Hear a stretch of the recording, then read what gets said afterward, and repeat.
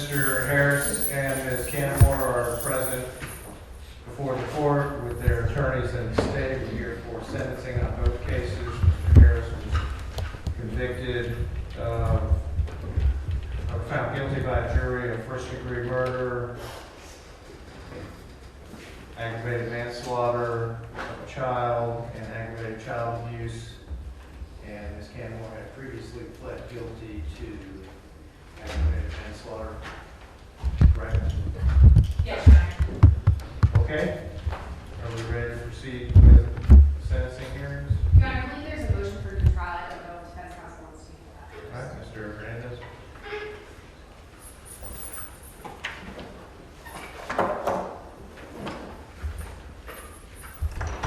Your Honor, there's two things, motion for new trial and then request for objections and additions and deletions on the PSR. And I have a copy of your notice of objections. I don't. Do I have a copy of the motion? I can provide the court with a copy of the motion for new trial as well as a copy. Okay, thank you, sir.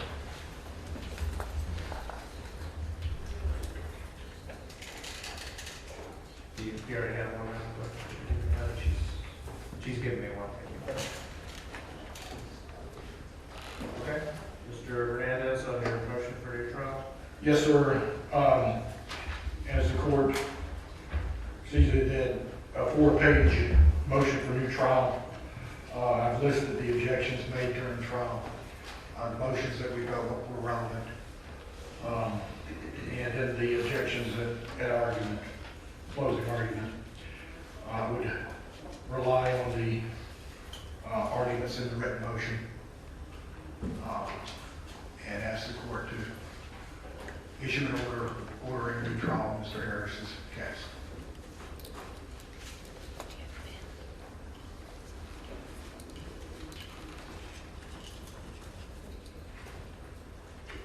Anything from the state? Your Honor, we would rely on our previously made arguments during the course of all of the litigation in this case. As to the allegation that there was improper argument by the state, we would argue that it did not rise to the level of improper argument. Specifically, when it comes to Ms. Cannimore and what they're calling improper bolstering, Ms. Cannimore testified and the jury received the plea form that said that the state of Florida would not recommend less than 25 years. Today, we will not recommend less than 25 years. It was not improper bolstering. It was a fact that was put before the jury, both by testimony as well as the plea form. And as to the improper arguments and comments that they are calling disparaging to the defense, we would argue that they do not rise to the level of disparaging to the defense. Anything else, Mr. Hernandez? Nothing else, Your Honor. And the court has read the motion for a new trial and considered the arguments of counsel, and the court will deny the motion for a new trial. Your Honor, if I could have just a brief moment with my client there. Yes, sir.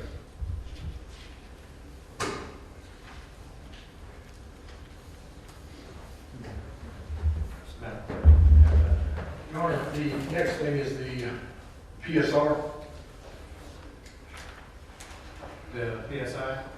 PSI. And both sides received a copy of that. Yes, Your Honor. And then, as I indicated a few minutes ago, I have your notice of objections, request for additions and deletions in the PSI. Yes. It's basically, most of it is administrative. In the page 4, in the education paragraph, Mr. Harris attended Florida State College in fall of 2009, in spring 2010, and in the summer of 2011. He also attended Tulsa Welding School in 2018. In the employment paragraph on page 4, Mr. Harris also worked for Justin Tree Service from 2016 to 2018. In the remarks section on the children paragraph, the defendant wants to bring to the attention of the court that What page is that? the remarks section, it's a subparagraph that says children, sir.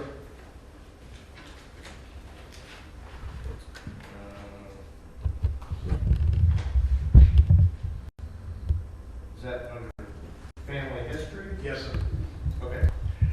basically, he wanted to bring out, and he had stated it to the probation officer that there was no abuse directed toward his children, and that there has never been a DCS case concerning his children. Under the mental health paragraph on page 5, he wanted to bring out that he had lost a close friend in 2018 when his friend passed away. That he also lost, in the 10 years preceding, 2 other close friends and an uncle.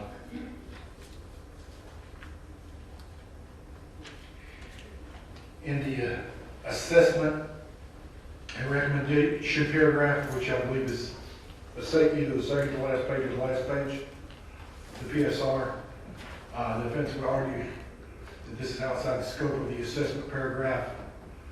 The last sentence of the assessment and recommendations paragraph is outside the scope of the assessment paragraph, with the probation officer having a 30-minute interview with the client. And I would ask that that sentence be deleted. The sentence, it appeared the defendant had no remorse for his actions as he did not display any emotion for anything. That's correct, Your Honor. State. Your Honor, the sentence in this case is mandatory life, so the state doesn't have the objection if the court wants to strike a sentence in the PSI. Based on the request of the defendant and the state having no objection, we'll strike the line through that. And the court will. Yeah, also the last 2 sentences in the second paragraph on page 6, we would request that those sentences be deleted and not considered by the court also. And which ones are those? That's page 6, the last 2 sentences in the second paragraph on page 6, sir. Well, on my copy, the last sentence is the one we just discussed that I struck through. What's the other line that you're concerned about? I believe it's page 7, Mr. Oh, President. page 7. Yes. It's right after that I'm sorry, paragraph we just six, talked yes, about. Okay. Second paragraph on page 7. Yes, sir.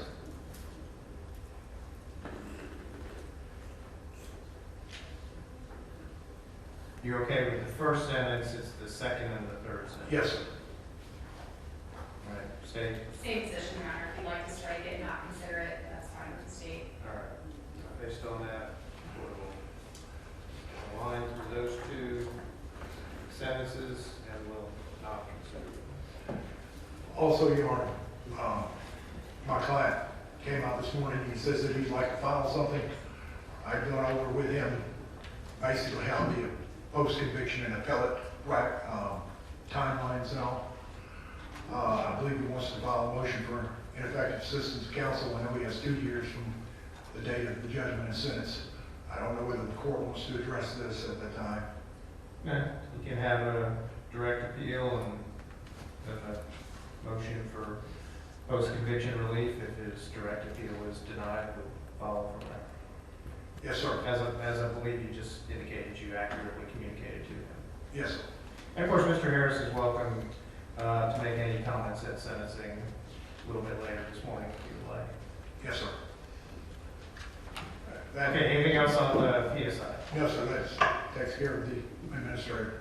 All right, so we struck through the lines as we discussed. As far as the other items, I will have Madam Clerk attach your notice to the PSI, make it a part of the PSI. So all those items will be then Yes, sir. part of the PSI. If I could approach the clerk, I would provide him with a copy of it. You can do that. I was going to have, because I've got the original up here, so I think I did. But you can go ahead and do that, make sure she has a copy. Any correction or objections to the PSI from the state? No, Your Honor.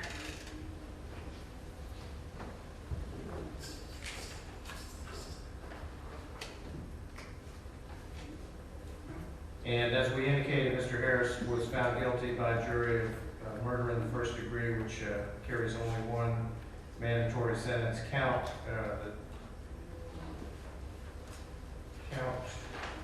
2, the aggravated manslaughter of a child, is a first degree felony, That's punishable by 30, Yes, sir. maximum of 30, no minimum mandatories. Correct.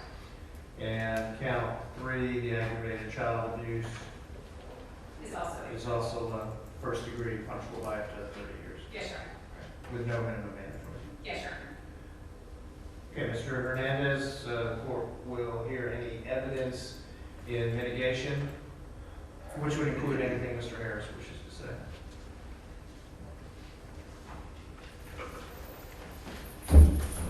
Mr. Harris is approaching the podium.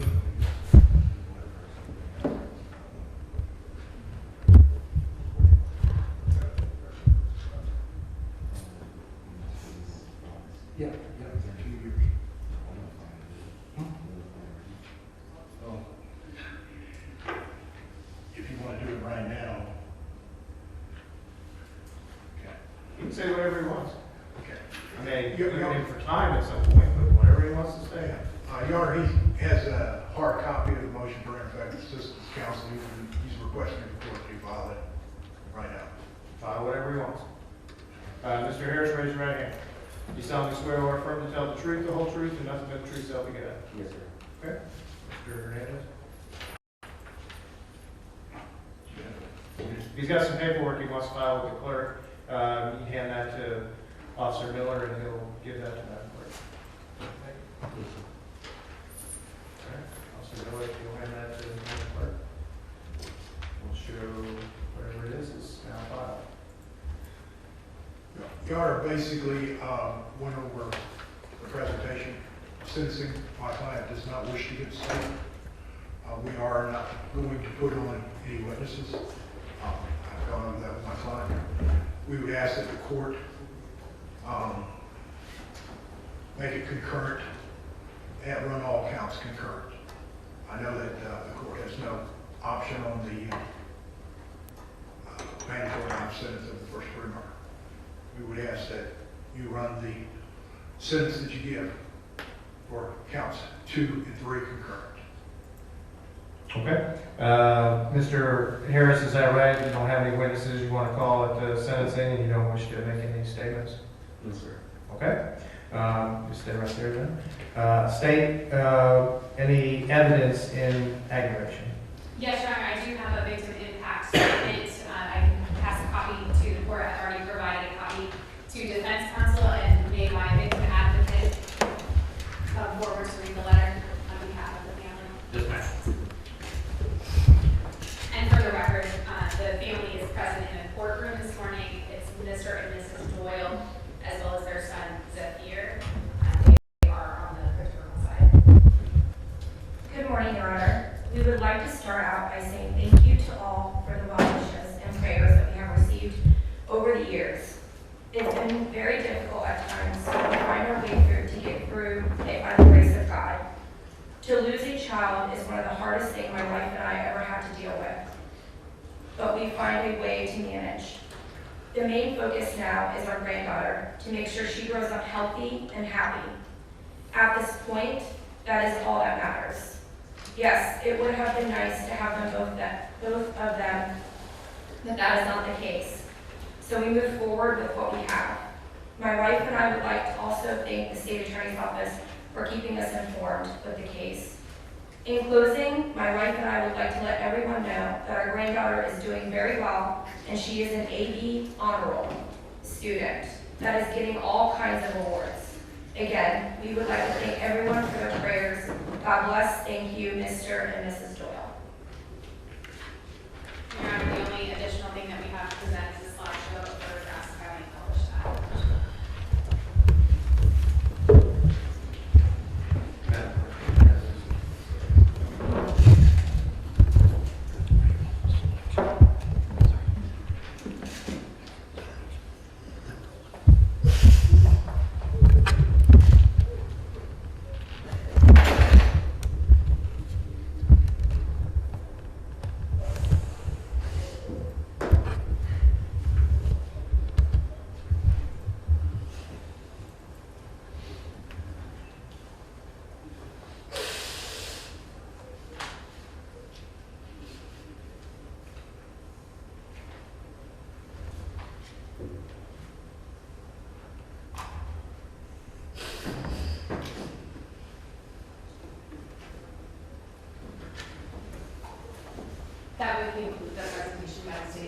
Okay.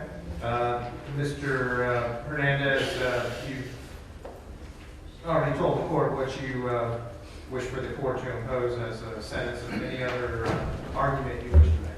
Yes, sir, I would ask that the court impose no more than 15 years on count 2 and on count 3, the same, and to run a concurrent to the mandatory life sentence of count 1. Okay. Thank you. Ms. Anderson? Your Honor, there is only one sentence that's allowed by law as to count 1, and there's truly only one sentence that is appropriate for the defendant's actions in this case. The state would just ask that the court impose mandatory life as to count 1 and 30 years as to count 2 and count 3.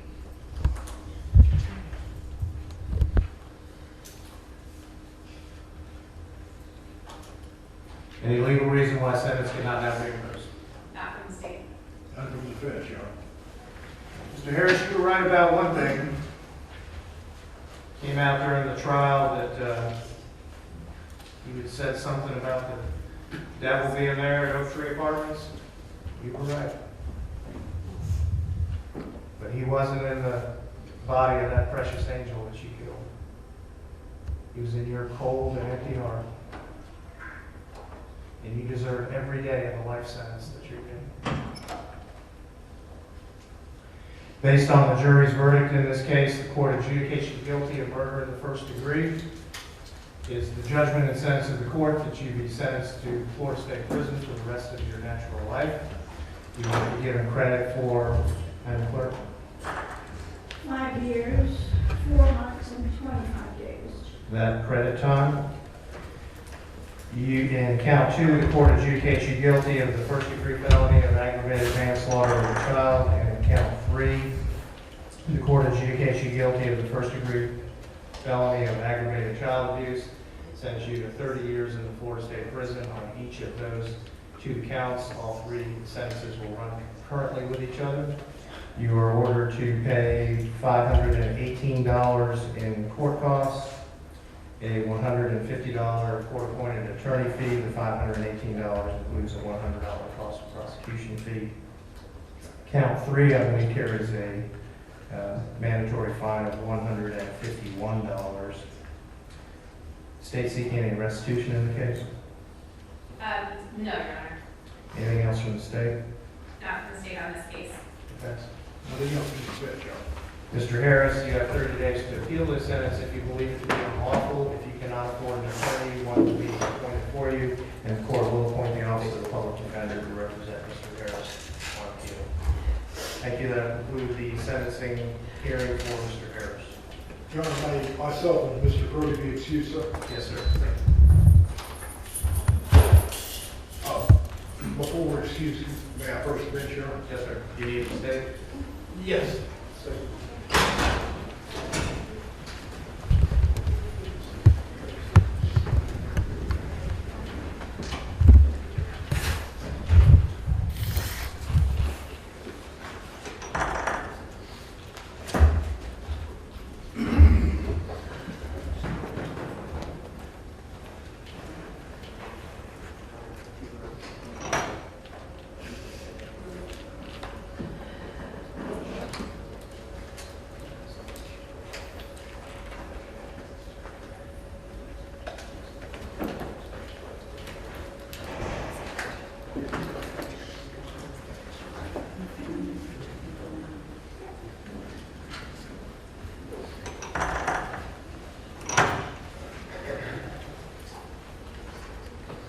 Okay, let's now proceed to the sentencing hearing for Ms. Cannimore.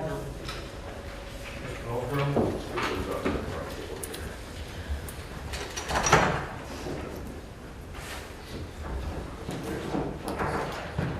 And make sure you watch the side.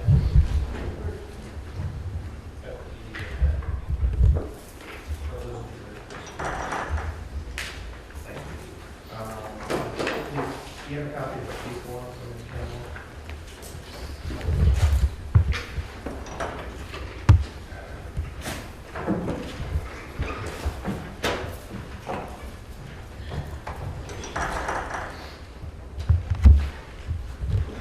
Cannimore is before the court, and Ms. Cannimore, as we indicated, had pled guilty some time ago to the first-degree felony of aggravated manslaughter of a child, punishable by up to 30 years in prison. Yes, Your Honor. And I know I have received and read, Mr. Goldsboro was kind enough to provide for me a report from Dr. Campbell, along with several character letters, which the court has reviewed as well. Did we do a PSI? I did not have one, so I'm not aware of one. I haven't seen one. I just want to make sure we didn't order one. You weren't requesting one. I'm sorry? You were not requesting Correct. one. You're prepared to proceed to sentencing today without it? Yes, sir. Okay. I had not received one either, Your Honor. All right. In that packet, there are also certificate of completions. I was just going to say, I reviewed those as well, so I read the whole package, so. Ms. Cannimore provided me one more certificate of completion for her GED test. It's freezing into the language arts, so I just submit that to the court. Okay, you want that as part of the, Yes, sir. part of the packet?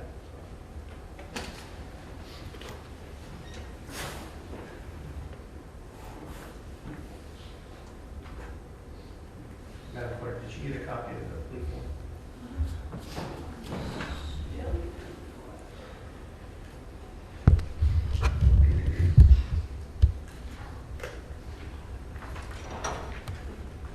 And then let me see the additional certificate that you just handed.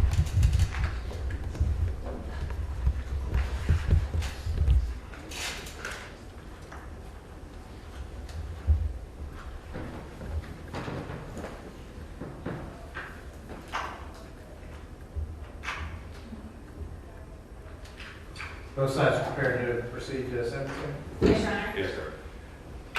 Okay, Mr. Goldsboro, I'll hear any additional evidence in mitigation. Thank you. We do have 3 witnesses I'd like to call this morning. First one being John Tonsel. Mr. Thompson? Tonsel.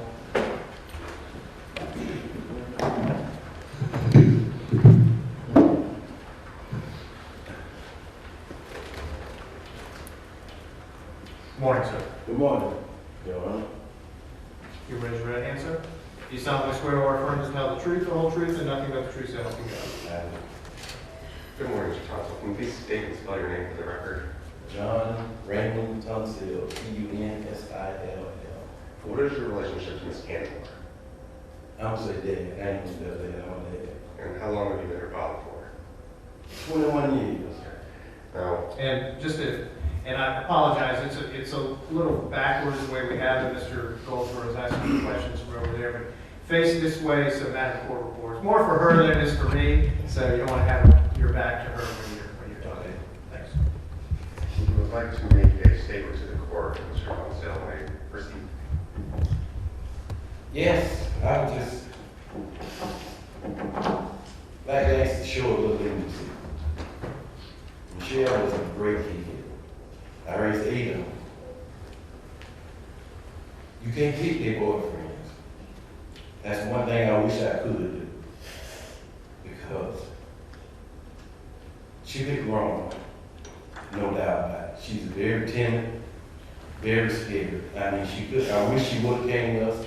I'm not trying to justify what happened, because it's wrong. But I know deep in my heart, Michelle didn't hurt her kid. Out of all my other kids, if they wanted someone to watch their kids, they call Michelle. That's the only one that trusts me. So I feel that she have suffered a lot. I know she's gonna have to suffer a little more. But she didn't lose one kid, she lost both kids. Because even when she get out of this, she can't see her other kid. And I just asked the court to show her leniency. Mr. Tonsel, prior to you becoming part of Ms. Cannimore's life, are you or were you aware of the abuse that Ms. Cannimore suffered as a child? No. I do not have any more questions. Ms. Anderson, anything from Mr. Thompson? No, Your Honor. Thank you, sir, for being here. Thank you. Next, I'd like to call Tiffany Harmon.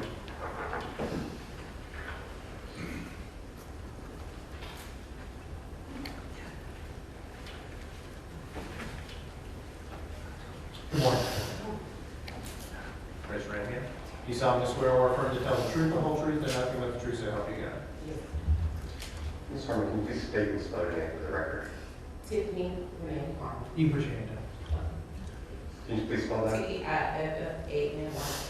Harmon, H-A-R-M-O-N. What is your relationship to Ms. Cannimore? That's my sister, And where do you currently live? North Carolina. And so you drove down here today for this sentencing hearing? Yes, Ms. Harmon would like to address the court if she may proceed. Yes, sir.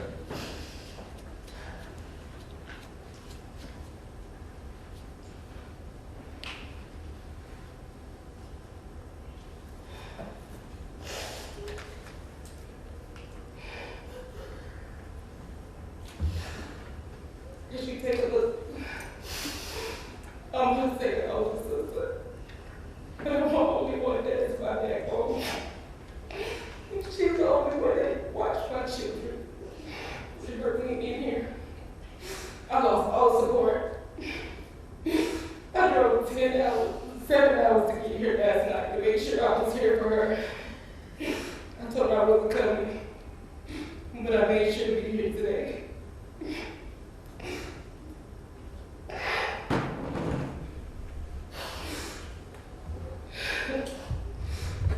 All my own children, no way I would have thought this would have been her. Me standing up here talking about her. No way.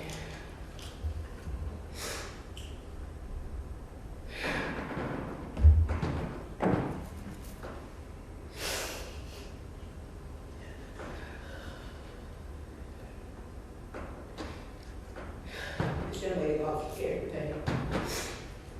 She taught my kids every day, every single day. I had another one, but she still had like, she already knew him from day one.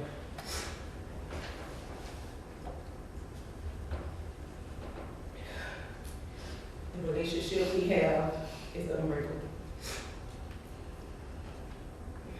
I just can't wait for her to come home.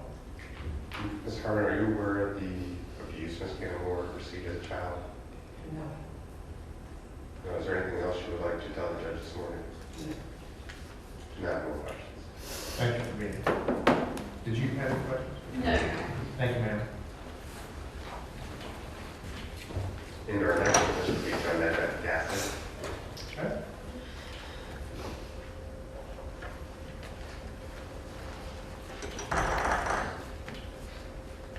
Good morning, ma'am. Raise your right hand. You solemnly swear or affirm to tell the truth, the whole truth, and nothing but the truth, so help you God. Good morning. Let's not spoken. Can you get to the mic? Thank you. You please state and spell your name. Jonte Harris, Johnettetti, Gassit. What is your relationship to Ms. Cannimore? Best friend, And how long have you been best friends for? 10 plus years. Now, Ms. Gassett would like to address the court. If she may proceed. Yes, sir. I knew she was for 10 plus years. We did everything together. Went to school together. She stayed at my house, I stayed at her house, everything. Got me, when I used to yell at my kids, she used to yell at me for yelling at my kids. Don't yell at them. Don't, they good. I'm like, he's my kid. I can yell at my kid. Michelle's a good mother. To both her kids, my sister kids, her sister kids, everybody kids. And I just need her home with me. She's not a bad person. I promise. She was just in her own situation, which I wish as best friend, I was there for her. I wish I was there more than I wasn't. Just ask the court or the judge, just give her. I understand what she did was not okay, but I just need her home with me and my kids and her if I can.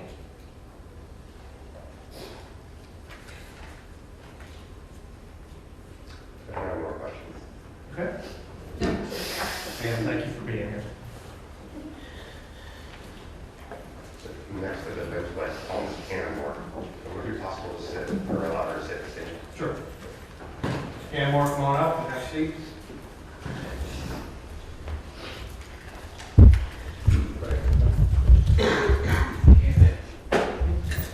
Yes, she's on.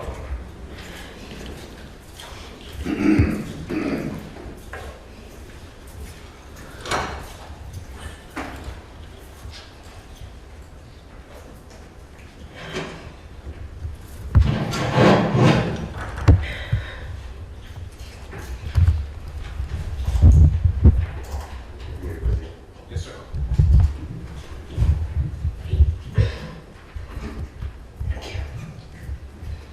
Good morning, Ms. Campbell. You state your name. Michelle Cannimore. Go ahead and swear in. Raise your right hand. You solemnly swear or affirm to tell the truth, the whole truth, and nothing but the truth, so help you God. Ms. Campbell has some statements that she reached the court now, we'll begin to that one of officer certificate of completion. Ms. Cannimore, are you currently working on your GED? Yes, I am. Did you start working on that voluntarily? Yes, sir. What classes have you completed? Reading. And I started my social studies, but I have to redo it. How many more classes do you have in order to get your GED? 3. Is that something you plan to finish on your own? Yes, I am. Now, one of the certificate of completion was a family integrity training. Is that accurate? Yes. It was 18 hours. Yes. What did you learn from that?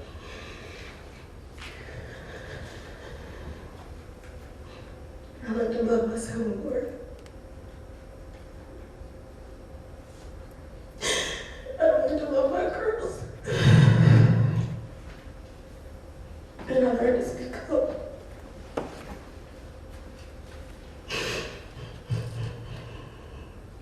Now, all the certificate of completions, did you do those voluntarily? Again, And I'm not going to go through every single one, but I just want to ask about a handful of them. The Mom Initiative, the group training on biblical motherhood, is that accurate? yes. What did you learn from that class? I learned to be a better mother. I learned stop. I learned to stop ignoring warning signs.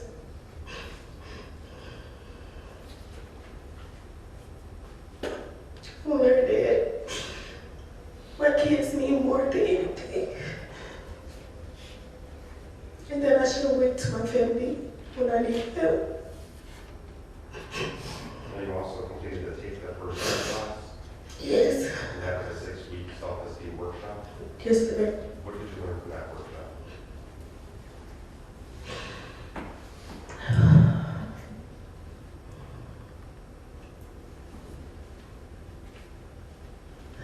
I can't give advice if I can't take my own advice. Did you complete the river region? I did. Was that substance abuse classes? Yes, it was. What did you learn from that? Well, I don't take drugs, but I learned a lot of drugs are not good for you. And I learned to speak up when I have a problem. And there's also a certificate of 100 hours of study. Yes. And what is that? That is, it's a Christian base. It's pretty much helps me get closer to God, but also learn different steps for being like denial or accepted. I learned how to follow all those steps and know what signs are. Your Honor, there's 3 statements Ms. Cannimore will be reading on the statement to the court. One is a poem about her children, and one is journals to her child. She may proceed first with that statement to the court.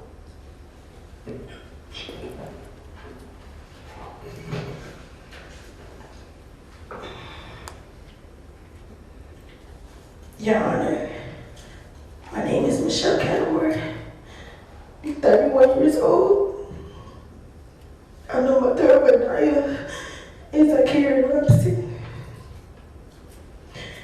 before I get into my childhood,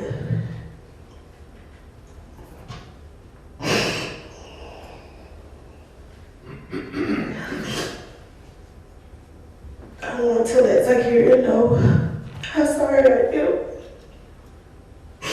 for my failure in not protecting her from Jonte Harris.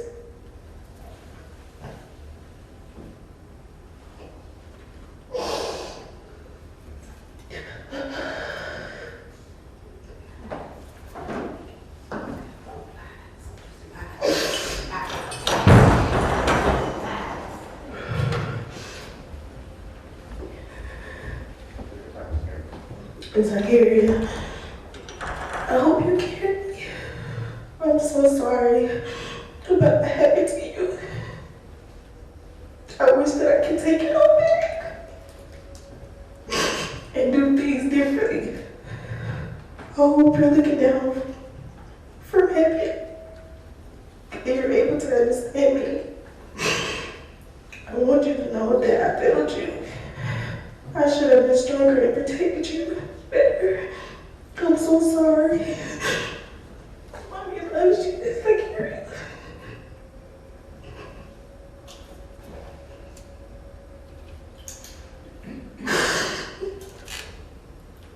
Ms. Cannimore, we have Kleenex over there too, right? My childhood wasn't the best. While I was young, I observed my biological father physically abuse my mother. I also remember it. My mom came into my room, she fell on me, and my nose started bleeding. That's when they started fighting. I was 3 when my mother left for a year. My siblings and I had to be placed in different homes. As I was getting older, for a year, I suffered from sexual abuse. I was molested by 2 of my cousins, which the situation got worse. They touched me and made me touch, put my hands on them in an inappropriate way. At that time, I was about 9 or 10. I told my auntie about the situation, but she didn't believe me. In my teenage years, it started happening again. I was 13 at the time when I got molested by a member of my household. I tried to tell my mother my ramifications, but I always got worse than something. I started to cut myself at 15 because I was depressed as a teenager. I felt like nobody loved me or believed anything I had to say about different situations that occurred in my life when I was young. At the point, I started shutting people out, feeling like there was no help for me. Before I knew it, I became a young adult. Seems like I continuously seeing myself repeat the same abuse, mentally, physically, and sexual abuse.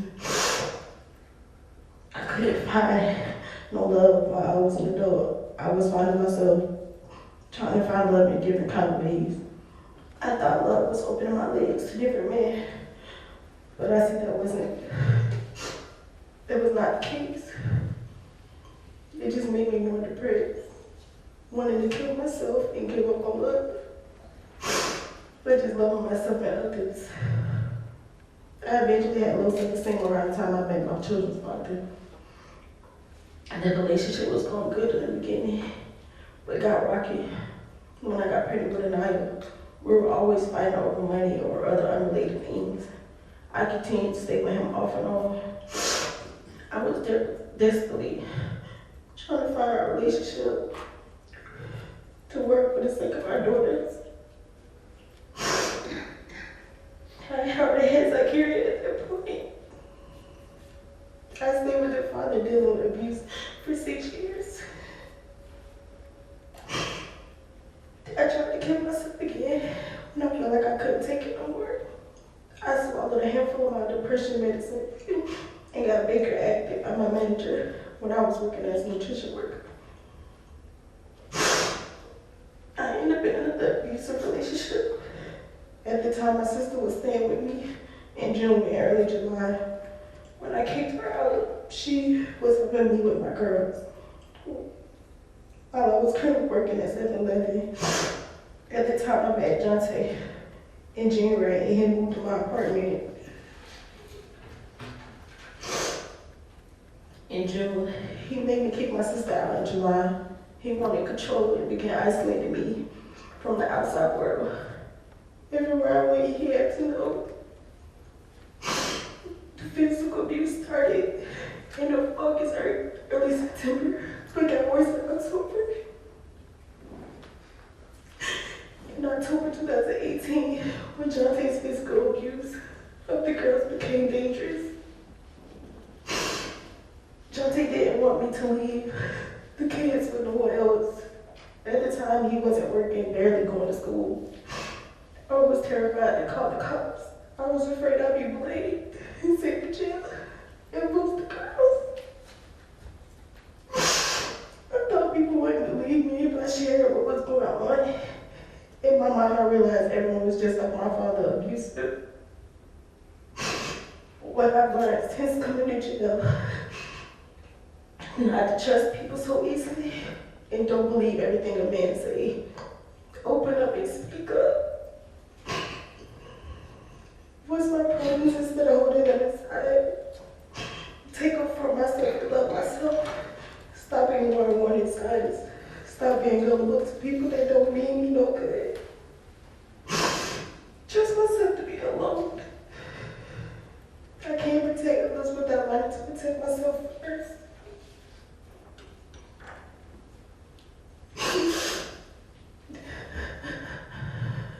Never allow myself to give up. Stop believing I can change people. Accept people for who they really are. And learn to cherish the memories, good and bad. I'm taking responsibility, and I'm truly sorry for the failed actions I took to protect Zykerria. I had so many opportunities to stop him from hurting my daughter, but I took none because I was terrified. I didn't want to lose my babies. I wish you could see every failed action I took just to bring my baby back.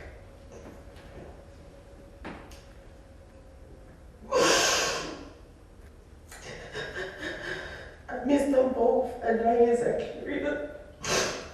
I wish Zykerria was there with me and her sister. I'm so sorry again, baby girl. I love y'all. In conclusion, Your Honor, I want to be the kind of person my daughters will be proud of. So I wrote this journal and a poem dedicated to Alliance Zykerria. But the poem is the only thing that got published. I'm also working on my diploma because I promised my girls that I would get it for them. But that's not it. I passed my language arts portion of the GED.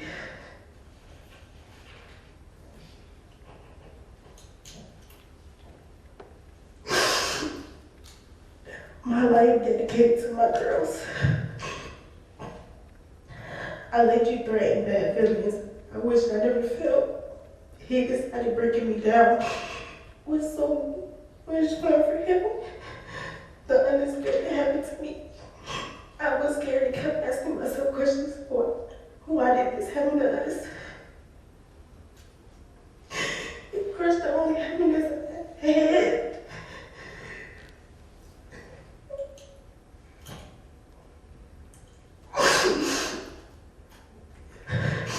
They tried to say I was the suspect, but in reality I was the victim. I neglected the one thing they needed from me, and that was to protect them. Through the pain and denials, I became so worried about being stuck behind these walls.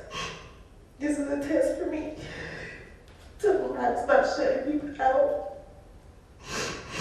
I need to embrace my fears because one day I'll be free. The unthinkable happened. I will follow me home. It's is not the end of my story. No more difficult frustrations and issues of feeling less of a brother. I always cherish the little things and enjoy the time I had with them. I'm done falling apart. I became better and different just for them.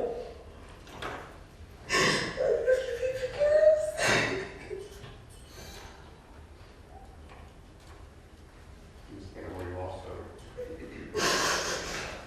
wrote a journal while you were incarcerated. And what was the purpose of that journal?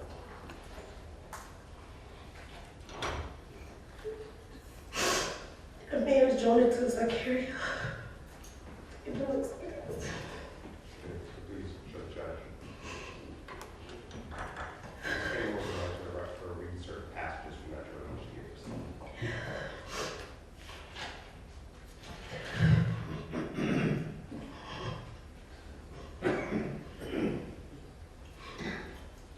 Dear Zykerria, this was August 4th, 2023. Hey, baby girl, I miss you.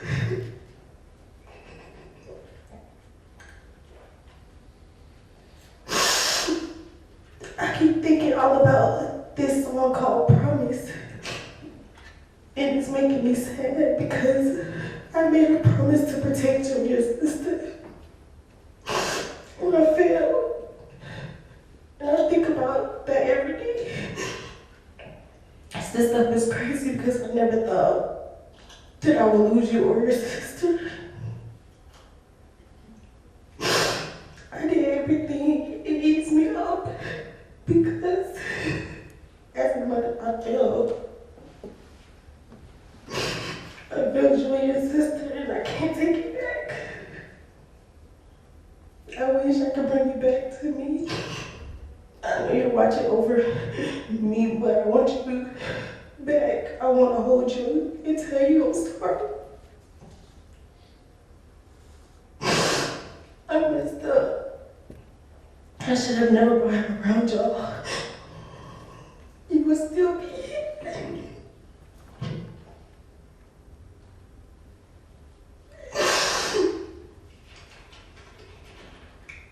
I keep trying to be strong, but mama break it. Baby girl, I just keep thinking about the memories we shared and the ones we didn't get a chance to make.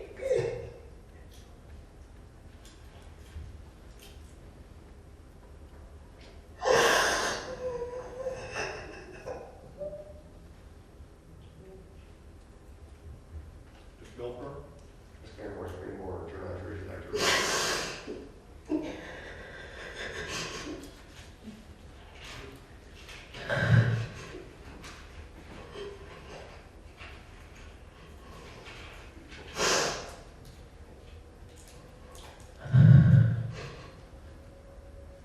Dear Zykerria, this was July 17th. Hey, baby girl, I miss you so much. I think about you and your sister every day. I can't take back what happened to you. If I could, I would. Just to be able to be with you and your sister. I love you both, and I'm sorry I failed you. And your sister. I feel you with me every day. I know you're watching over me and your sister and your dad. You're my guardian angel. You're my baby girl, and I wish I would never forget you.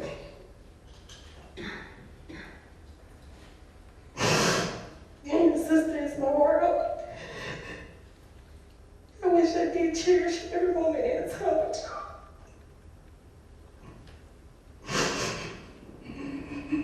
If it's the last thing I'm gonna do, I'm gonna get it together for you, I promise. God love me. I don't have any more questions, Your Honor. Okay.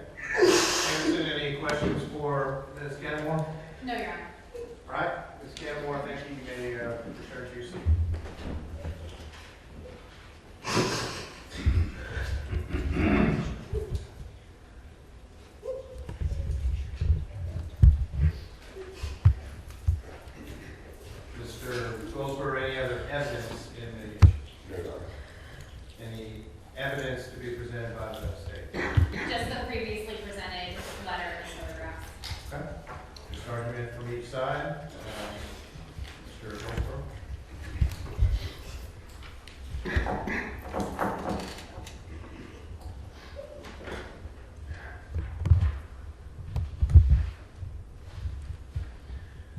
Your Honor, we did provide a mitigation packet to the court, so I do want to start off talking about Dr. Campbell's evaluation. It's rather lengthy, there's just some specific points that I do want to point out. And again, I did read it. Thank you.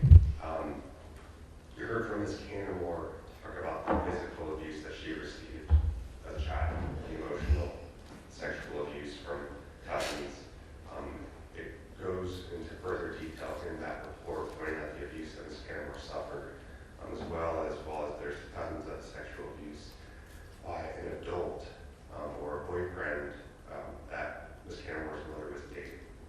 But I bring up these issues because ultimately the conclusion from Dr. Campbell goes into the battered spouse syndrome, which is like a post-traumatic stress disorder. And battered spouse syndrome, he says that Ms. Cannimore has that symptoms where individuals are getting trapped in a relationship and aren't able to escape. A person returns to the abuser again and again, despite knowing that it's unhealthy. I would submit to the court that the first step for Ms. Cannimore to overcome this syndrome was her testifying against Mr. Harris, facing her accuser, facing the man who killed her daughter, testifying in his trial, which sitting in that stand is not an easy thing to do.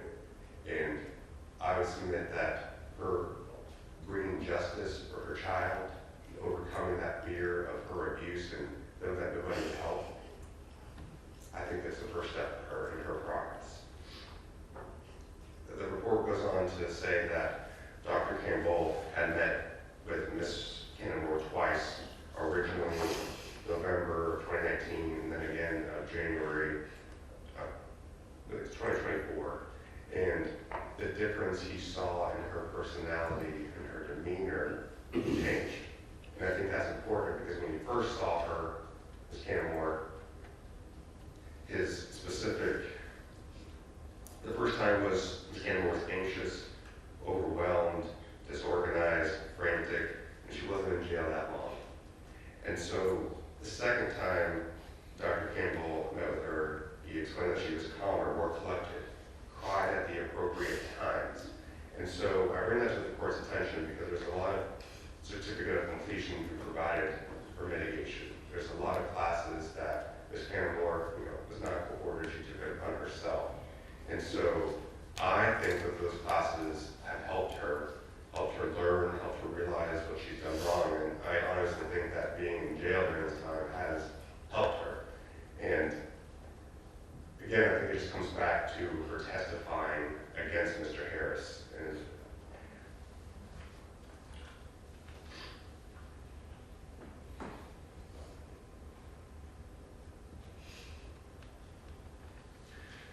the testimony against Mr. Harris, I submit to the court that it was a huge, it was instrumental to the jury coming back and finding Mr. Harris guilty of all charges. Her testimony, I think, gave the jury a picture, a view as to what Mr. Harris did, and that they came and made the appropriate verdict. And so I'd ask the court to take into consideration the sentencing of Ms. Cannimore and her assistance in that.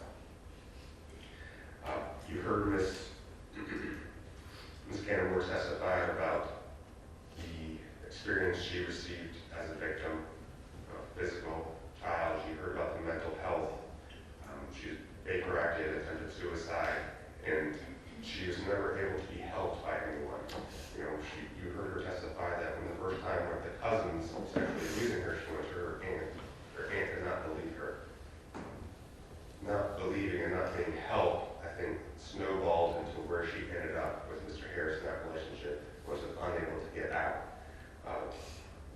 She's never had help in her life, but I think, again, that these classes and going through this process has changed her as a person. While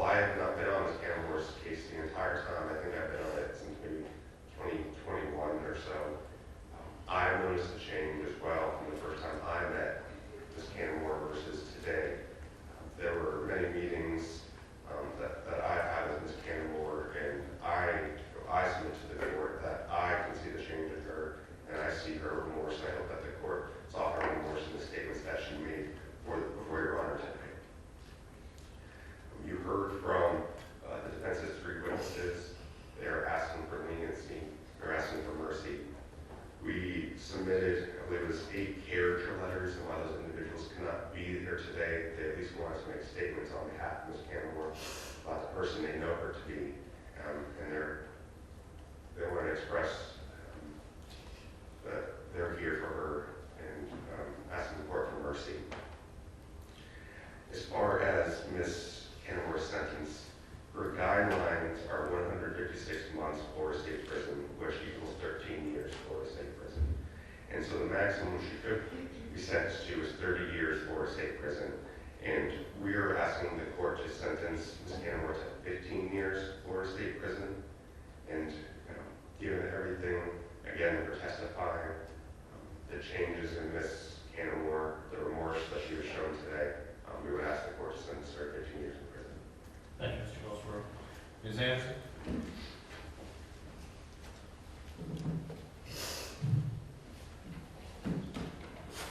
One of the most important roles in a functional society is being a mother. The central task of a mother is to nurture, to provide guidance, to provide nourishment, to provide love, and most importantly, to protect. To be a mother often requires setting aside your own wants, your own needs. But there is no test, no class, no speech that can prepare someone for the grueling life of being a mother. And so often, individuals embark on that journey completely unprepared. And that includes Ms. Cannimore. In my closing argument for Jonte Harris's trial, the last slide that I showed that jury was a sign that when I was at that scene caught my eye. And I asked the evidence technicians to take a picture of it. Above the door, the entry to her apartment, hung a sign that said, "Families are forever." The court had the opportunity to read text messages between Jonte Harris and Michelle Cannimore. And it was so obvious to anyone that read those text messages that Michelle Cannimore was dying to have a family. It's all she wanted. And unfortunately, she chose to protect Jonte Harris and herself over her girls. I have said this to her, and I will say it again. She failed as a mother. She failed those girls. And Zykerria no longer lives to grow up to be a mother of her own because of Michelle Cannimore's inaction.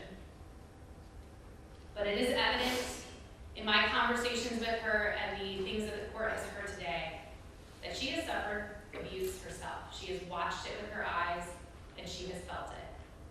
And unfortunately, as we often see in these cases, abuse is a cycle. It is an endless cycle because it is cliche to say, but hurt people hurt people. Michelle Cannimore hurt her own girls because she didn't know how to love herself. And unfortunately, it is taking losing her girls.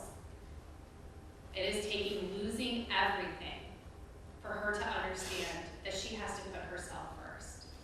Because she can't protect two young girls if she doesn't know how to protect herself. When I wrote in that plea form that the state would not recommend anything less than 25 years, it wasn't just fluff. It wasn't just to say it because I knew a jury would see it. I meant it. 25 years is an appropriate sentence in this case. 25 years is the time that Michelle Cannimore will have to suffer. She will have to live in this pain as she has done for the last 5 years. She will have to learn to love herself and learn how she is going to make up for the loss of Zykerria.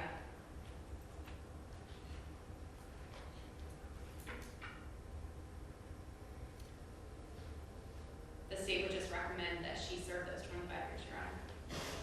Thank you, Ms. Anderson. Any legal reason why sentencing is not now being voted? No, Your Honor. No, Your Honor. Cannimore, do you come forward to that?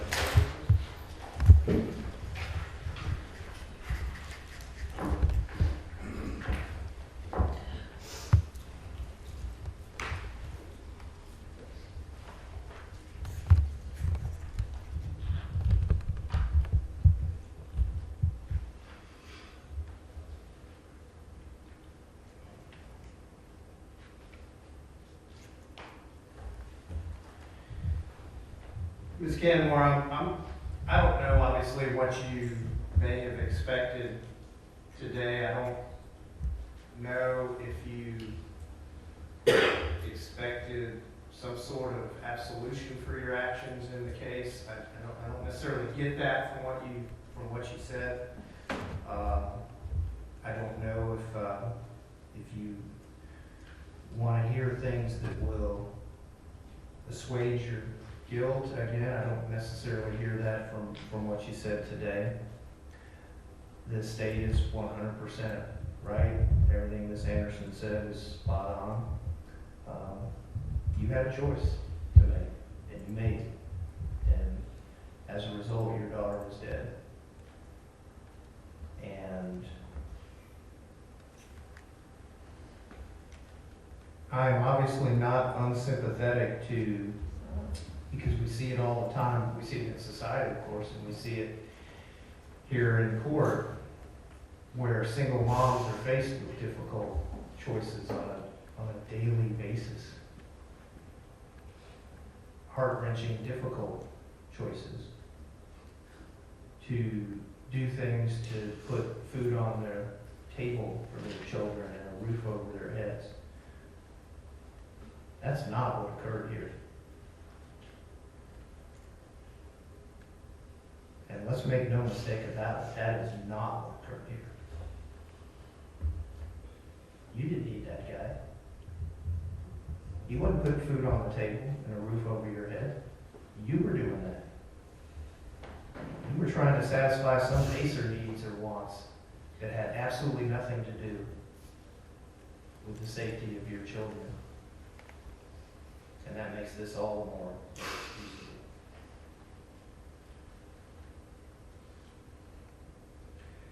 Now, one point I don't quibble with anything Ms. Anderson said, except the sentence I'm going to give you is not meant to make you suffer. But I'll tell you what it is in no small part meant to do. You will be away from society, and part of the hope is that you won't be around children, because you've lost that right.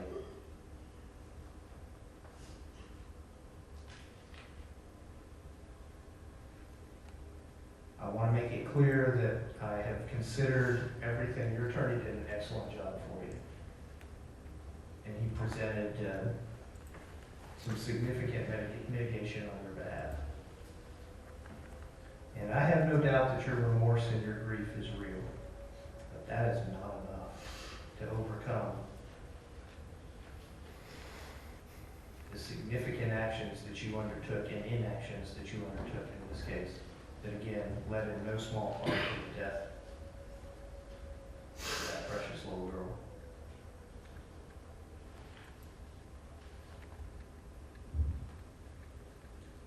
And I do not quibble with anything that anybody said. You have, it appears, some wonderful people in your family and friends who love you and care about you. But I just want to make one point on that. Words have meaning. You are not a good mother.